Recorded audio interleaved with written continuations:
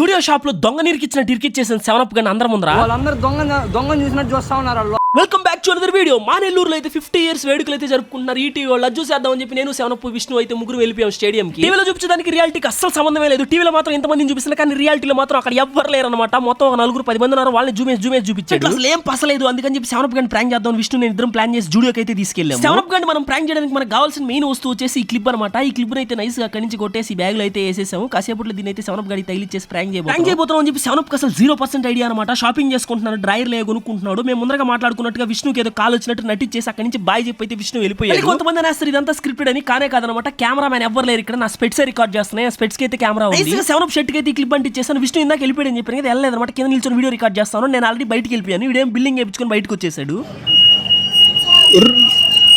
వచ్చి మా మీద ఫైర్ అయిపోయాడు. వాళ్ళందరూ దొంగ చూసినట్టు చూస్తా ఉన్నారు. ప్లీజ్ లైక్ అండ్ సబ్స్క్రైబ్ చేసుకెళ్ళొచ్చుగా. ఉంటావా?